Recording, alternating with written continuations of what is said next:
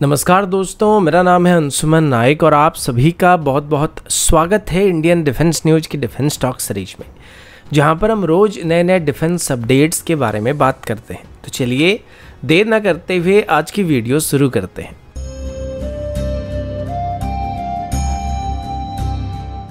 आज की पहली अपडेट एमका की तरफ से, और अभी हम एमका की प्रोडक्शन के बारे में बात करने वाले हैं। रिसेंटली एडी और एचएएल की तरफ से एक स्टेटमेंट में बताया गया था कि वो अभी जल्दी से जल्दी एमका प्रोग्राम के लिए फंड्स को सैंक्शन करने के लिए गवर्नमेंट को रिक्वेस्ट करने वाले थे, क्योंकि एचएएल और एडी की तरफ से भी एमका की डेवलपमेंट को सही तरीके से चलाया जा रहा है और अभी इसे फर्दर आगे बढ़ाने के लिए फंड्स की ज़रूरत पड़ने वाली है। और अभी अगर फंड्स को एलोकेट किया जाता है तो आने वाले 4 सालों के अंदर इनकी प्रोटोटाइप को बनाकर टेस्टिंग करना शुरू किया जा सकता है। इसके साथ ही अभी आप सभी को पता होगा कि एमका को खास करके एक स्पेशल पर्पस व्हीकल यानी कि एसपीवी मॉडल के अंदर मैन्युफैक्चर करने का प्लान किया गया था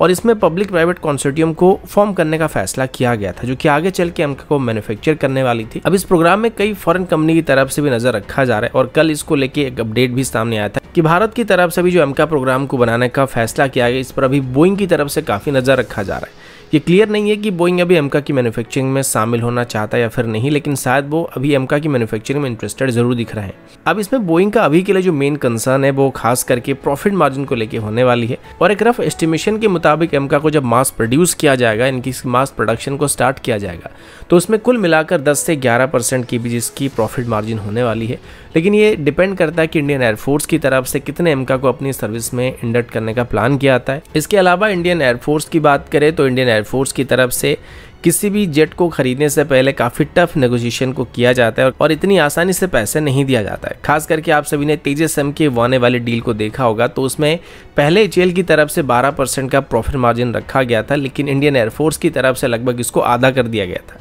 और आखिर में एचएएल को 6% में ही सेटल करना पड़ा था। तो अभी अगर एमका के साथ भी वही होता है तो यकीनन एमका की जो यूनिट कॉस्ट होगा वो काफ़ी कम रहने वाला है, लेकिन इससे जो प्रोडक्शन पार्टनर रहेंगे उनको इतना प्रॉफिट नहीं होने वाला है, जिस वजह से अभी ओरिजिनल इक्विपमेंट मैन्युफैक्चर जो कि इसमें शामिल होना चाहते हैं वो अभी इस प्रोग्राम को काफ़ी डिटेल में स्टडी करने की कोशिश कर रहे हैं।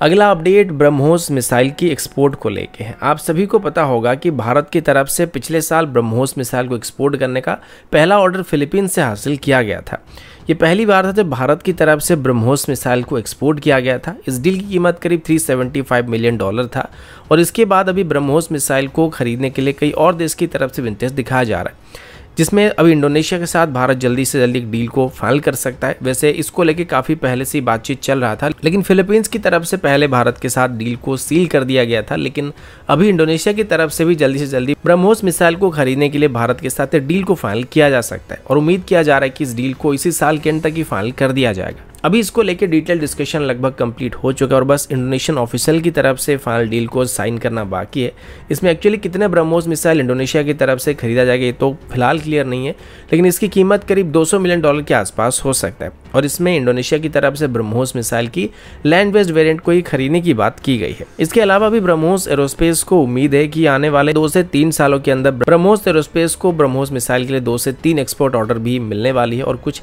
लैटिन अमेरिकन कंट्री जिसमें अर्जेंटीना और ब्राजील जैसे देश भी शामिल है, वो भी अभी इस मिसाइल को खरीदने के लिए काफी इंटरेस्ट दिखा रहे हैं। अगला अपडेट C-295 एयरक्राफ्ट की तरफ से है और आप सभी को याद होगा सितंबर 2021 में भारत की तरफ से एयरवेज के साथ 56 C-295 एयरक्राफ्ट को खरीदने के लिए डील को फाइनल किया गया था, जिनको टेक्निकली हम हमारे एग्जिस्टिंग एवरो एयरक्राफ्ट की फ्लीट को रिप्लेस करने के लिए इस्तेमाल करने वाले थे।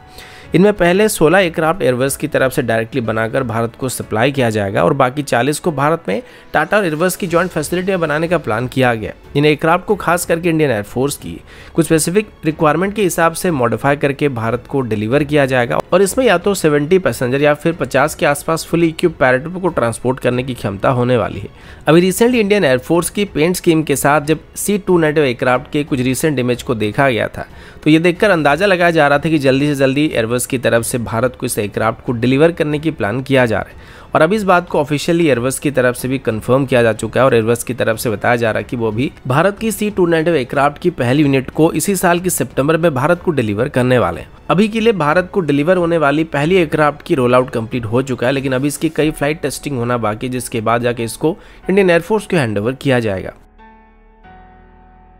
अगला अपडेट भारत की मैप को लेके। अब भारत का जो ऑफिशियल मैप है वो हमारे लिए ये मैप है, लेकिन जैसे कि जम्मू कश्मीर का कुछ हिस्सा यानी कि पीओके वाला रीजन अभी पाकिस्तान के कंट्रोल में और अक्साई चीन वाला रीजन अभी चाइना के कंट्रोल में है, तो इन दोनों रीजन को लेके हमेशा तर्क वितर्क चलता रहता है और इंटरनेशनल लेवल में भारत का जो ऑफिशियल मैप है इसको लेके कई बार कन्फ्यूजन और मिस इन्फॉर्मेशन स्प्रेड करने की कोशिश की जाती है और गलत तरीके से भारत की मैप को कई बार दिखाया भी जाता है। अब जब कोई पर्टिकुलर देश ऐसा करने की कोशिश करता है तो उसके खिलाफ हम कंप्लेन कर सकते हैं, यानी कि पाकिस्तान अगर पीओके वाला रीजन अपने हिस्से में दिखाए या चाइना अक्साई चीन वाला पार्ट या अरुणाचल वाला पार्ट अपने रीजन में दिखाने की कोशिश करे तो उसको लेके हम लोग प्रोटेस्ट कर सकते हैं या कंप्लेन कर सकते हैं और ये बात काफ़ी हद तक समझ में भी आता है। लेकिन अभी यूनाइटेड नेशन की तरफ से भी भारत की मैप को गलत तरीके से पेश किया जा रहा है। इसको लेके पिछले साल ही मैंने एक वीडियो बनाया था, यानी कि डिटेल में वीडियो बनाया था कि किस तरीके से यूनाइटेड नेशन की तरफ से भारत की जो मैप है उसमें जम्मू कश्मीर को भारत से अलग करके दिखाया जा रहा था और एक साल बाद भी कोई चेंजेस वहां पे नहीं किया जा रहा है। और हम यहाँ पर एंटायर मैप की बात भी नहीं कर रहे हैं। अगर आप यूनाइटेड नेशन की वेबसाइट में जाके देखेंगे, यानी कि खास करके इस मैप को देखेंगे, तो आपको पता लगेगा कि इसमें पहले तो पीओके वाला रीजन जो है या फिर अक्साई चीन वाला जो पार्ट है वो चाइना और पाकिस्तान के साइड में दिखाया जा रहा है, लेकिन जो पूरा जम्मू कश्मीर वाला पार्ट है यानी कि पूरा अक्साई चीन हो जाए या फिर जम्मू कश्मीर हो जाए, इनको भारत के मैप से अलग करके दिखाया जा रहा है और साथ ही अरुणाचल प्रदेश को भी भारत की मैप से अलग करके दिखाया जा रहा है। अब ऐसा भी नहीं है कि जहाँ पे भारत के कंट्रोल में जितना जम्मू कश्मीर मौजूद है उतना भारत में दिखाया जा रहा है, जबकि जितना कंट्रोल पाकिस्तान के पास है यानी कि पीओके वाला रीजन पाकिस्तान के कंट्रोल में दिखाया जा रहा है, जबकि हमारे कंट्रोल में जितना जम्मू कश्मीर है वो हमारे कंट्रोल में नहीं दिखाया जा रहा है। अब जब तक आप ये वीडियो देखेंगे हो सकता है तब तक इसमें कोई चेंजेस कर दिया जाएगा, लेकिन वही यूनाइटेड नेशन की साइट में एक और मैप को मैंने देखा था और इसमें एक बहुत बड़ी गलती मैंने स्पॉट किया है, जिसमें भारत के कंट्रोल में जितना जम्मू कश्मीर या रीजन मौजूद है उसे तो भारत के कंट्रोल में दिखाया जा रहा है, लेकिन अक्साई चीन वाला पार्ट यहाँ पे जम्मू कश्मीर लिखा दिखाई पड़ रहा है, जो कि अगेन भारत के मैप में इंक्लूडेड नहीं है। अब ऑनेस्टली जब भी हम पीओके रीजन की बात करते हैं, अक्साई चीन की बात करते हैं और कोई भी इसका गलत मैप बनाता है और हम इसका विरोध करते हैं, तो एक चीज़ हमको ध्यान में रखना पड़ेगा। जब भी हम किसी जगह पर अपना दावा करते हैं तो हमें सबसे पहले बाय फोर्स उस जगह पर अपना कंट्रोल जमाना पड़ेगा, वरना कोई भी हमारी क्लेम को वहाँ पे स्वीकार नहीं करने वाला है और ना ही इससे हमको कोई फायदा भी होने वाला है। क्योंकि हम कितना भी कोशिश करो, कितना भी कहे कि अक्साई चीन हमारा है या फिर पीओके रीजन हमारा है, जब तक हम दोनों रीजन को अपना कंट्रोल में वापस नहीं लाते हैं तब तक ग्लोबली जितने भी देश हैं वो इसे अपने हिसाब से इंटरप्रीट करेंगे और जिसके कंट्रोल में वो रीजन मौजूद होगा वो उसी का दिखाएंगे। लेकिन यहाँ पर यूनाइटेड नेशन की जो वेबसाइट है यहाँ पर कुछ अलग ही लेवल की गोलमाल चल रहा है, क्योंकि ना तो ये जम्मू कश्मीर को भारत में दिखा रहे हैं और ना ही जम्मू कश्मीर का मैप भी सही तरीके से पेश करे और ऊपर से अभी अक्साई चीन वाला जो पार्ट है उसको जम्मू कश्मीर बता रहे हैं। तो दोस्तों अभी के लिए इतना ही, मिलता हूँ आपसे अगले वीडियो में, तब तक के लिए जय हिंद, वंदे मातरम।